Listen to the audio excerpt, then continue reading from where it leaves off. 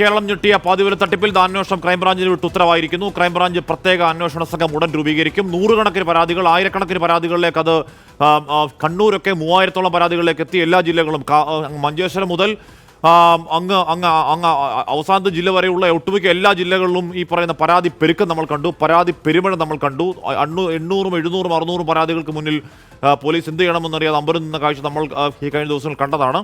പ്രത്യേക അന്വേഷണ സംഘം ഉടൻ രൂപീകരിക്കും എന്നതാണ് അറിയാൻ കഴിയുന്നത്. ഷഫീദ് റാവുത്തറാവ് വാർത്തയുടെ വിവരങ്ങളുമായി ചേരുന്നുണ്ട്. ഷഫീദ്, എത്ര കേസുകളായി അന്വേഷിക്കും എന്ന കാര്യം ഇപ്പോൾ വ്യക്തമാണോ ഷഫീദ്? കശ്മി ആദ്യം രജിസ്റ്റർ ചെയ്ത 34 കേസുകളായിരിക്കും ഈ ക്രൈംബ്രാഞ്ച് സംഘം ആദ്യം അന്വേഷിക്കുക എന്നുള്ള വിവരം ഇപ്പോൾ പുറത്തു വന്നിട്ടുണ്ട്. സംസ്ഥാനത്താകെ ആയിരക്കണക്കിന് കേസുകൾ ഇതുമായി ബന്ധപ്പെട്ട് രജിസ്റ്റർ ചെയ്തിട്ടുണ്ട് എന്നുള്ളതാണ് ഏറ്റവും പ്രധാനപ്പെട്ട വിവരം. ഇടുക്കി, എറണാകുളം ജില്ലകളിലാണ് ഏറ്റവും കൂടുതൽ കേസുകൾ നിലവിൽ ഇപ്പോൾ രജിസ്റ്റർ ചെയ്തിട്ടുള്ളത്. അതുകൊണ്ട് തന്നെ ആദ്യഘട്ടത്തിൽ 3 ജില്ലകൾ, ഇടുക്കി, എറണാകുളം, ആലപ്പുഴ ജില്ലകളിലെ കേസുകൾ, ലോക്കൽ പോലീസ് എടുത്ത കേസുകളായിരിക്കും ക്രൈംബ്രാഞ്ച് അന്വേഷിക്കുക. അതിൽ മിക്ക കേസുകളിലും അനന്തു കൃഷ്ണൻ തന്നെയാണ് ഒന്നാം പ്രതി. മാത്രമല്ല 2ാം പ്രതികളും 3ാം പ്രതികളും ഏതാണ്ട് 7 പേർ വരെ പ്രതിപട്ടികയിലായിട്ടുള്ള കേസുകളുണ്ട്. അപ്പോൾ അതടക്കമുള്ള കാര്യങ്ങളിൽ വിശദമായ ഒരു അന്വേഷണം നടത്താനാണ് നിലവിൽ ഇപ്പോൾ ക്രമസമാധാന ചുമതലയുള്ള മനോജ് എബ്രഹാം DGPക്ക് നൽകിയ ശുപാർശയുടെ അടിസ്ഥാനത്തിലാണ് ഇപ്പോൾ DGP, സംസ്ഥാന പോലീസ് മേധാവി, ഇതിന്റെ അന്വേഷണം ക്രൈംബ്രാഞ്ചിന് വിട്ട ഉത്തരവിറക്കിയിരിക്കുന്നത്. അതിൽ ഏറ്റവും പ്രധാനമായും എടുത്തു പറയുന്ന ഒരു കാര്യം, ഇനിയുള്ള കേസുകൾ, അതായത് 34 കേസുകൾക്ക് പുറമെ സംസ്ഥാനത്ത് രജിസ്റ്റർ ചെയ്ത കേസുകൾ ജില്ലാ അടിസ്ഥാനത്തിൽ, ലോക്കൽ പോലീസ് എടുത്ത കേസുകൾ ജില്ലാ അടിസ്ഥാനത്തിൽ ജില്ലാ ക്രൈംബ്രാഞ്ചുകൾ ശേഖരിച്ച ഈ പ്രത്യേക ടീമിന് നൽകും. ഒരു പ്രത്യേക ടീം ഉടൻ രൂപീകരിക്കും എന്നുള്ളതാണ് നമുക്ക് മനസ്സിലാക്കാൻ കഴിയുന്ന വിവരം. അതിൽ തന്നെ ക്രൈംബ്രാഞ്ചിന്റെ സാമ്പത്തിക വിഭാഗം കുറ്റകൃത്യം അന്വേഷിക്കുന്ന ആളുകളെ അടക്കം ഉൾപ്പെടുത്തിക്കൊണ്ടൊരു വിപുലമായ സംഘം അതായിരിക്കും രൂപീകരിക്കുക. ക്രൈംബ്രാഞ്ച് DGPയുടെ മേൽനോട്ടത്തിലായിരിക്കും അന്വേഷണം നടത്തുക എന്നുള്ള വിവരം കൂടി ഈ ഘട്ടത്തിൽ പുറത്തു വരുന്നുണ്ട്. ഏതായാലും സംസ്ഥാനത്തൊട്ടാകെ പരന്നു കിടക്കുന്ന പാതിവില തട്ടിപ്പ് കേസിൽ നിലവിൽ ഇപ്പോൾ ക്രൈംബ്രാഞ്ച് സംഘത്തിന് അന്വേഷണം കൈമാറി DGP ഉത്തരവിട്ടിരിക്കുന്നു. ഒരു ഉന്നത പോലീസ് ഉദ്യോഗസ്ഥൻ, ഇത്തരം കേസുകൾ അന്വേഷിച്ച് ശീലമുള്ള, പരിചയമുള്ള ഒരു ഉന്നത ഉദ്യോഗസ്ഥന്റെ നേതൃത്വത്തിലായിരിക്കും ഈ അന്വേഷണം നടത്തുക. ആ ടീമിൽ മറ്റ് ജില്ലകളിൽ നിന്നുള്ള ആളുകളെ കൂടി ഉൾപ്പെടുത്തിക്കൊണ്ടൊരു ടീമായിരിക്കും ഉണ്ടാക്കുകയും ചെയ്യുക. കാരണം എറണാകുളം, കോഴിക്കോട് അടക്കമുള്ള സ്ഥലങ്ങൾ കേന്ദ്രീകരിച്ചുകൊണ്ട് പ്രവർത്തിക്കുന്ന ആളുകളെ കൂടി ഉൾപ്പെടുത്തിക്കൊണ്ടായിരിക്കും സ്പെഷ്യൽ ടീം ഉണ്ടാവുക എന്നുള്ള സൂചന ഇപ്പോൾ പുറത്തു വരുന്നുണ്ട്. ഏതായാലും ക്രമസമാധാന ചുമതലയുള്ള ADGP മനോജ് എബ്രഹാമും അതേപോലെ ക്രൈംബ്രാഞ്ച് ADGP അടക്കമുള്ള ആളുകൾ യോഗം ചേർന്നിട്ടായിരിക്കും എല്ലാവരും അടക്കം ഉൾപ്പെടുത്തിക്കൊണ്ടൊരു പ്രത്യേക ടീം രൂപീകരിക്കുക എന്നുള്ള വിവരം കൂടി ഈ ഘട്ടത്തിൽ പുറത്തു വരുന്നുണ്ട്. ഏതായാലും കണ്ണൂരിൽ ഇന്നലെ ഇതേ സമയം കണ്ണൂരിലെ പരാതിയുടെ എണ്ണം 2800 ഇപ്പോൾ ഒരു പക്ഷേ സജയ് വിളിച്ചു ചോദിച്ചാൽ അത് 3000 എന്തായാലും ആയിട്ടുണ്ടാവും. കണ്ണൂരിലെ അവസ്ഥ അങ്ങനെയാണ്. കൊച്ചിയിലെ അവസ്ഥ നമ്മൾ ഇന്നലെ കണ്ടതാണ്. ഒട്ടുമിക്ക എല്ലാ ജില്ലയും, വയനാടാവട്ടെ, കോഴിക്കോടാവട്ടെ, മലപ്പുറമാവട്ടെ, എല്ലായിടത്തും ഇത്തരത്തിൽ 800, 600, 700 പരാതികളാണ്. ഓരോരുത്തർക്കും നഷ്ടപ്പെട്ട തുക വ്യത്യസ്തമായ തുകയാണ്. ഇനി അവർക്ക് പണം തിരികെ കിട്ടണമെങ്കിൽ FIR വേണം എന്നൊക്കെയുള്ള ഈ പരാതിക്കാരിൽ ചിലർ പറയുന്നുമുണ്ട്. അപ്പോൾ ഓരോ ജില്ല കേന്ദ്രീകരിച്ചും എങ്ങനെയാകും ഈ ക്രൈംബ്രാഞ്ചിൻ്റെ അന്വേഷണ രീതി ഷഫീദ്? നിലവിൽ ഇപ്പോൾ ഈ ലോക്കൽ പോലീസ് രജിസ്റ്റർ ചെയ്ത പലവിധത്തിലുള്ള കേസുകളുണ്ട്. അതിൽ നമുക്കറിയാം, ഇപ്പോൾ ഹാഷ്മി സൂചിപ്പിച്ചപ്പോൾ കണ്ണൂരിലെ സാഹചര്യം പരിശോധിക്കുകയാണ്, ഏതാണ്ട് 3000-ഓളം അടുക്കുന്നു കേസുകളുടെ എണ്ണം. അപ്പോൾ ലോക്കൽ പോലീസ് നിലവിൽ ഇപ്പോൾ നമുക്ക് ആ ഉത്തരവിന്റെ പകർപ്പ് ഉൾപ്പെടെയുള്ള കാര്യങ്ങൾ ലഭിച്ചിട്ടുണ്ട്. അതിൽ ആ ഉത്തരവിന്റെ പകർപ്പിലടക്കം പറയുന്ന കൂടുതൽ കാര്യങ്ങളുടെ വിശദാംശങ്ങൾ നമുക്ക് വരും മിനിറ്റുകളിൽ എത്തിക്കുകയും ചെയ്യാം. ഏതായാലും നമുക്ക് നിലവിൽ ഇപ്പോൾ എത്ര കേസുകൾ, ആദ്യം ആ 34 കേസുകളിൽ ഏതൊക്കെ ജില്ല എന്നുള്ള വിവരം കിട്ടിയിട്ടുണ്ട്. കൈമാറുന്ന ആദ്യം രജിസ്റ്റർ ചെയ്ത 34 കേസുകളിൽ എറണാകുളത്ത് 11 കേസുകൾ, ഇടുക്കിയിൽ 11 കേസുകൾ, ആലപ്പുഴയിൽ 8 കേസുകൾ, കോട്ടയത്ത് 3 കേസുകൾ, കണ്ണൂരിൽ 1 എന്നിങ്ങനെയാണ് കണക്ക്. അതായത് ആദ്യം ലോക്കൽ പോലീസ് എടുത്ത കേസുകളിൽപ്പെട്ട ഇത്രയും കേസുകൾ, അതിൽ ജില്ലാ തിരിച്ചുള്ള എണ്ണമാണ് ഇപ്പോൾ നമ്മൾ പറഞ്ഞത്. ആ കേസുകളായിരിക്കും ക്രൈംബ്രാഞ്ച് അന്വേഷിക്കുക എന്നുള്ള വിവരമാണ് ഇപ്പോൾ നമുക്ക് ലഭിച്ചിരിക്കുന്നത്. മാത്രമല്ല ഇതിലെ സ്പെഷ്യൽ ടീം രൂപീകരിക്കുന്ന അടക്കമുള്ള കാര്യങ്ങൾ ഇതിൽ മെൻഷൻ ചെയ്തിട്ടുണ്ട് എന്നുള്ളതും ഏറ്റവും ശ്രദ്ധേയമായിട്ടുള്ള കാര്യം. കോട്ടയം ജില്ലയിൽ 3 കേസുകൾ പ്രാഥമികമായി ആദ്യഘട്ടത്തിൽ ക്രൈംബ്രാഞ്ച് അന്വേഷിക്കും. ഇവയൊക്കെ ലോക്കൽ പോലീസ് അന്വേഷണം നടത്തി വരുന്ന കേസുകളാണെന്നുള്ളതും ശ്രദ്ധേയമായിട്ടുള്ള കാര്യമാണ്. ഈ കേസുകളിൽ കൂടുതൽ പ്രതികളെ ചേർക്കണമെങ്കിൽ ക്രൈംബ്രാഞ്ച് അന്വേഷണത്തിന് ശേഷം ചേർക്കും എന്നുള്ള വിവരം കൂടി ഈ ഘട്ടത്തിൽ നമുക്ക് ലഭിക്കുന്നുണ്ട്. ഹാഷ്മി, ഷഫീദ്, ഇത് ആദ്യഘട്ടം ഈ പാവങ്ങൾക്ക് ഇപ്പോൾ ഇന്നലെ വെറും സാധാരണക്കാരായ സ്ത്രീകളുടെ ഒരുപാട് പൈസ അടിച്ചു മാറിയിട്ടുണ്ട്, അത് തിരികെ കൊടുക്കണം. രണ്ടാമത്തെ ഘട്ടം എന്ന് പറയുന്നത് ഇയാളൊരു പൊളിറ്റിക്കൽ ഫണ്ടറാണ് എന്ന തരത്തിലുള്ള മൊഴികൾ വരുന്നുണ്ട്. അയാൾ ഇന്നലെ പറഞ്ഞതാണ്, രാഷ്ട്രീയ നേതാക്കൾക്ക് ഞാൻ പണം കൊടുത്തിട്ടുണ്ടെന്ന് അയാൾ പറഞ്ഞതാണ്. 50ഓളം രാഷ്ട്രീയ നേതാക്കൾ ഇയാളുടെ ഈ പറയുന്ന മാസപ്പടി പട്ടിക എന്ന് പറയാവുന്ന തരത്തിൽ തന്നെ ഇയാളുടെ ഐപാഡിൽ എവിടെയോ ഇയാൾ രേഖപ്പെടുത്തി സൂക്ഷിച്ചിട്ടുണ്ടെന്ന് പറയപ്പെടുന്നുണ്ട്. MLAമാർ MPമാർ ഇവിടെ മറ്റു രാഷ്ട്രീയ നേതാക്കൾ, മറ്റു ഉന്നത രാഷ്ട്രീയ ബന്ധങ്ങളൊക്കെ നമ്മൾ ഈ ദിവസങ്ങളിൽ കാണുന്നുണ്ടല്ലോ. ഷഫീദ്, ഏത് രീതിയിലാകും ഈ ക്രൈംബ്രാഞ്ച് സംഘം അതിലേക്ക് അവരുടെ അന്വേഷണം മുന നീട്ടുക?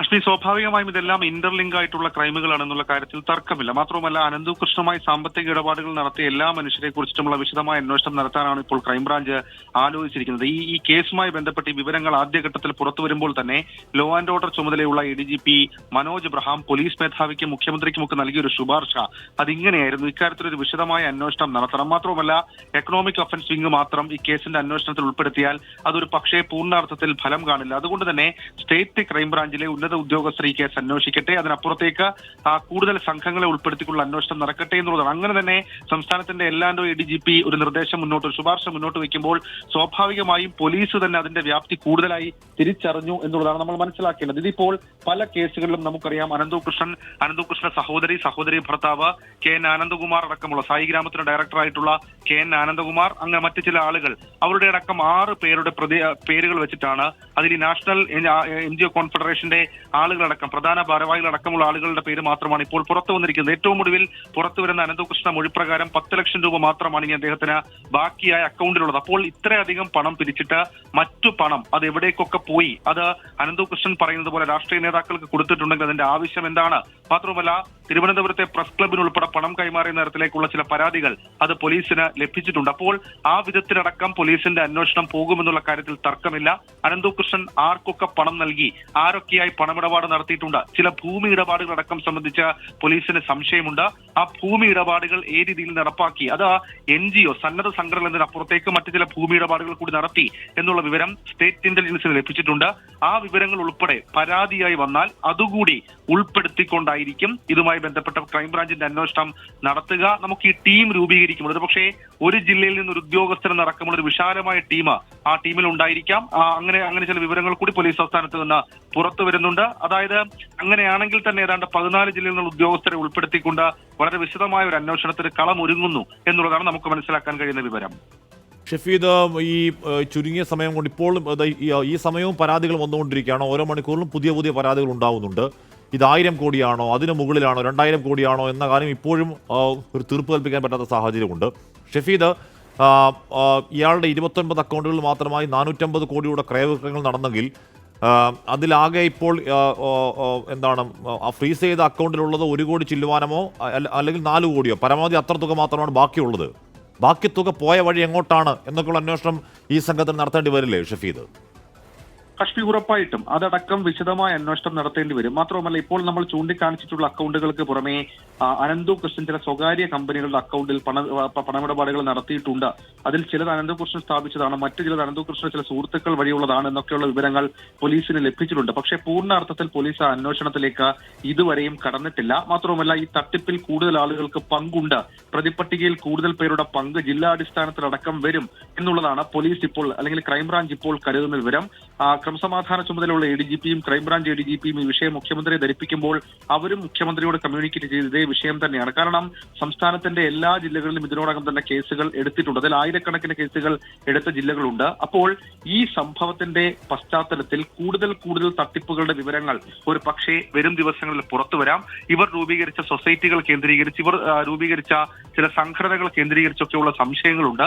ഹാഷ്മി സൂചിപ്പിച്ചതുപോലെ തന്നെ അത് 1, 2, 3 കോടി രൂപയുടെ ക്രയവിക്രയമല്ല, അതിനപ്പുറത്തേക്ക് 500-ലധികം കോടി രൂപയുടെ ഒരു ക്രയവിക്രയം നടന്നതായി പോലീസിന് തന്നെ സംശയമുണ്ട്. ഇത്രയധികം ഒരു ഫണ്ട് സോഴ്സ് സംസ്ഥാനത്ത് ക്രയവിക്രയം നടത്തിയിട്ടും പോലീസിന്റെ ഇന്റലിജൻസ് സംവിധാനം ഇറക്കം അറിഞ്ഞില്ല എന്നുള്ളത് ഏറ്റവും പ്രധാനപ്പെട്ട ഒരു കാര്യമാണ്. അതുകൂടി കണക്കിലെടുത്തുകൊണ്ടാണ് പോലീസ് ഇപ്പോൾ ഈ രീതിയിലുള്ള ഒരു അന്വേഷണം, ഒരു വിശദമായ അന്വേഷണത്തിന് ഇടപെട്ടിരിക്കുന്നത്. മാത്രമല്ല പോലീസും ഒരു ഘട്ടത്തിൽ ഈ നാഷണൽ NGO കോൺഫെഡറേഷനുമായിട്ടൊക്കെ ചേർന്ന് ചില പരിപാടികൾ നടത്തിയ തരത്തിലേക്കുള്ള വിവരങ്ങളും കഴിഞ്ഞ ദിവസങ്ങളിൽ പുറത്തു വന്നിരുന്നു. അതടക്കം മുഴുവൻ വിഷയങ്ങളും ഈ അന്വേഷണത്തിന്റെ പരിധിയിൽ വരും. നോക്കൂ, ഇയാൾ പോയി കാണുന്ന ആരെയൊക്കെയാണ്? ഇയാൾ പോയി കാണുന്നത് പ്രധാനമന്ത്രിയെ പോയി കാണുകയാണ്. ഇയാൾ മുഖ്യമന്ത്രിക്കൊപ്പം പേര് പങ്കിടുകയാണ്. ഇവരുടെ പരിപാടി ഉദ്ഘാടനം ചെയ്യാൻ കടന്നപ്പള്ളി രാമചന്ദ്രൻ, വിദ്യാഭ്യാസ മന്ത്രി V ശിവൻകുട്ടി അടക്കമുള്ളവർ എത്തുകയാണ്. ഇവരെപ്പറ്റി പ്രധാനപ്പെട്ട രാഷ്ട്രീയ നേതാക്കളിൽ പലരും നല്ല വർത്തമാനം പറയുകയാണ്. അപ്പോൾ ഏത് രീതിയിലാണ് ഈ നേതാക്കളെയൊക്കെ ഈ തരത്തിൽ മാനിപ്പുലേറ്റ് ചെയ്തത് എന്നതിനെക്കുറിച്ച് കൂടി ഒരു അന്വേഷണം ഉണ്ടാകുമോ ഷഫീദ്? ഈ നേതാക്കളിലേക്ക് അതല്ലെങ്കിൽ ഈ പണം വാങ്ങിയിട്ടുള്ള നേതാക്കളിലേക്കായിരിക്കില്ല പോലീസിന്റെ പ്രാഥമിക അന്വേഷണം. ആദ്യഘട്ടത്തിൽ ക്രൈംബ്രാഞ്ച് അന്വേഷണം നടത്തുക ഈ അനന്തു കൃഷ്ണൻ നടത്തിയ ഇടപാടുകൾ സംബന്ധിച്ചിട്ടാണ്. അതിൽ തന്നെ ജില്ലാ അടിസ്ഥാനത്തിൽ ഇയാൾ നടത്തിയ ചില ഇടപാടുകൾ സംബന്ധിച്ച് പോലീസിന് ചില സംശയങ്ങളുണ്ട്. അതിൽ ഹഷ്മി എടുത്തു പറയേണ്ട ഒരു കാര്യം, ഈ അനന്തു കൃഷ്ണൻ പണമിടപാട് നടത്തിയിട്ടുള്ള ചില ആളുകൾ ചിലർ പരാതിയൊക്കെ പിൻവലിക്കാൻ വേണ്ടി ആളുകളെ പ്രഷറൈസ് ചെയ്തു എന്നുള്ള ചില പരാതികൾ കൂടി ഇതിനോടകം തന്നെ പോലീസിന് കിട്ടിയിട്ടുണ്ട്.